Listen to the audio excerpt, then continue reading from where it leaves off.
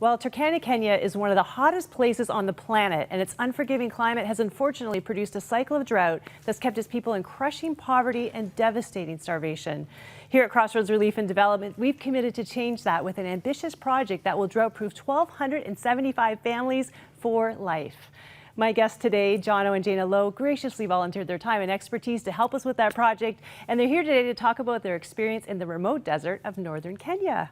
Yeah, welcome, thanks, guys. for having us. Thank you for having us. I love your story because, you know, anytime someone volunteers to do something to change the world, I'm already your biggest fan. But you did it at a time in your life that was a little uncertain. Jono, you'd left one job, yes. You'd had another one lined up, and with the oil and gas industry dipping, you found out that that job wasn't going to work out. That's right.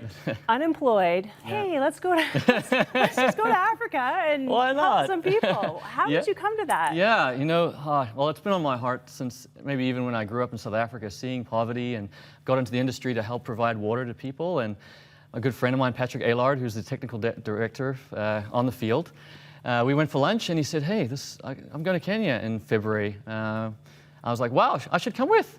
And it just lined up. I'd heard about the incredible work over there, and I had some time, and I just said, you know, God, why should I not go? Let's just do this. And we just took the steps and came together. I love that about the two of you because you kind of committed in your marriage that you found a way that you want to make a difference for God together. You're a water engineer and you're a communications professional. And how does that work together, Jayna?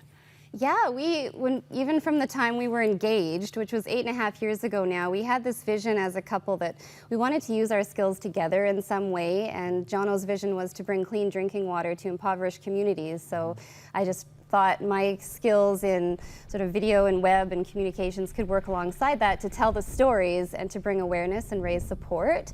So we're always open and kind of looking for those opportunities to come along that we can just jump on board to. And this was the perfect opportunity for our skills to, you know, Jono to work on the water system. I did an overview video of our time there. So it really was such a good fit for us. It fit with our vision, and we're so amazed and impressed with the project and the work that's happening there. We'd love to just jump on board and fuel that fire that's already going. That's amazing. And you know, you guys have traveled to a pretty remote area. It's pretty dire, the things that you see there. What was your impression of northern Kenya?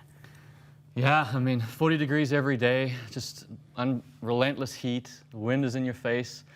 Yet the people, in the face of hardship, have a joy that is just captivating, you know, and inspiring. And as much as they need the resources that we might have here in Canada, they have something that I wanted to bring home to our church and to our family, and how that they have a simple life, yet they look to God, and their faith is real every day. Their life depends on it. Yeah. And so for me, it was to take away that joy and to see, wow, how this project is fulfilling such a tangible need in a country, in a region that's been forgotten by government, by people, that's been on their own for so long, and now there's this opportunity to bring water to the desert. It's just such a good news story that I wanted to share. It's so much part of our faith, you know, that they're not respected, they're the lowest of the low kind of in their culture, and that we would reach out and serve them is the heart of God, I think.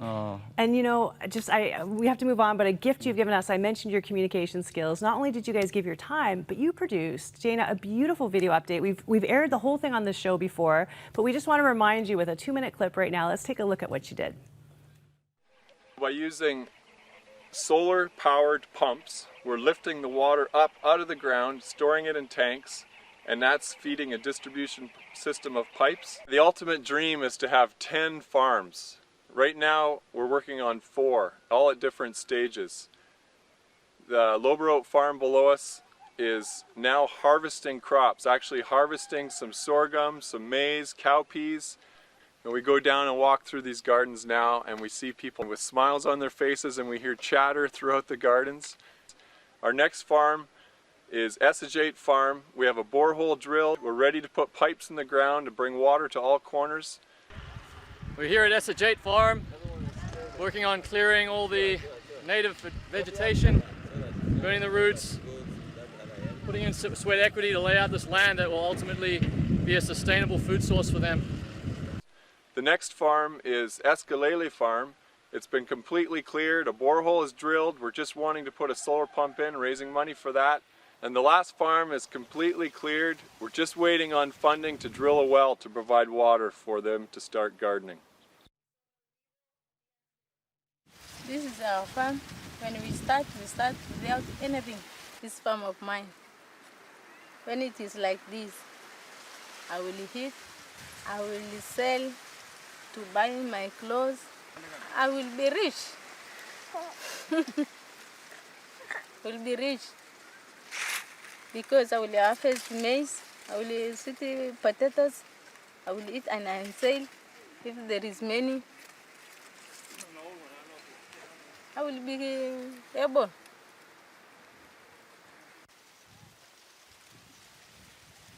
Whatever you can see behind there, these are the farms that people have helped us. Thank you very much, and thank you forever. Thank you very much. God bless you. And that's a huge thank you to so many of you who have supported this project, and it's happening because of your generosity. You can see the result there. And you know, Jane, I loved Agnes, who said, I will be rich. Agnes touched my heart so much. Out of like everyone we met there, she just shared her life with me, and it's so difficult and raw, but she has so much joy and so much thankfulness to God in the midst of so much hardship and trouble. And her perspective of wealth, like, is, you know, I love it because it's so different from our perspective. The fact that she has one plot of land, and if she can grow some corn, you know, some maize and cowpeas on her little plot of land to feed her family, to her that's wealth. And I just love that. She just really blessed me. Yeah, it's beautiful. It's one of the things that inspires me so much when I travel in the developing world too, is just the joy and the thankfulness and the gratitude. When here we have so much more, supposedly, and we're so much worse about it, and our attitudes are so much more negative. Absolutely. I mean, yeah, the stories of the people that you meet while you're there, and the fact that not only are we providing the water, but we're training the people there to operate this water system. Crossroads' vision is that they may even be able to develop this into a water utility where they can get, collect the funds from the farmers as they begin to sell their crops and have the money, and eventually it'll be self-sustainable and Crossroads can leave. You know, it's not a project that Crossroads wants to be in, but it's a project that's going to build on and continue and duplicate, and this vision's now for up to 10 farms. And we're seeing the second farm now. I just heard last week there's pipes in the ground and they're ready to start watering the first third of that farm. Wow. So exciting. It was so fun for me to see the update, you know, because I was there about 2.5 years ago, and I saw just the desperate situation that people were in. And, you know, they had a hard time believing we were really going to do anything because so many people had let them down. Oh, yeah. And one of the things I love is that what you said, that respect, where we work with them, where we train them, where, you know, we're not looking to build an empire, we're looking for them to run it. Absolutely. You don't always see that, do you, in the developing world? No, it's often so critiqued, and how people can fly in and just do work and leave. But I got to work with Robinson, a young man, just has a baby at home, and he's got his plot of land, and he's learning to be a plumber. And I was able to work with him. I was in the tanks fixing some leaks and some taps, and you know, I got to think about him now in my daily work. I'm like, wow, there's Robinson and his young family in Kenya, and I was a part of making his life that much better, and to see what he's going to now do for his family in the future. And it was just the most fulfilling thing I've ever done in my life. Well, it's one of the most technical and huge scale projects we've ever done. I know my cameraman, when he went back, 'cause it was nothing when we were there, he was like, each of these gardens are huge. Yeah, 120 quarter-acre lots. That's like an average city lot, 1/4 acres. And there's 120 of these for each well, and it's massive. I know, exactly. What would you say to the people who've been so generous to give and make this happen? Because it was a work of faith. It was like just an uncleared field when we started. Absolutely.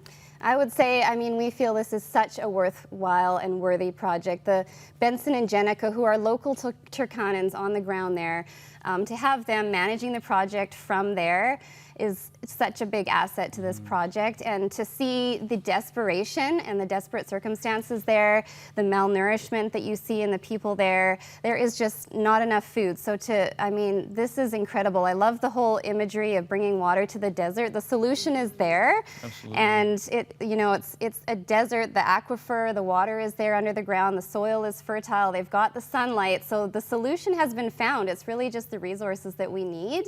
And to me, it is such a worthwhile and incredible project to just be a part of and to help support and fund. It's amazing to see the results and to be on the ground and see them actually harvesting food now and to have food to eat.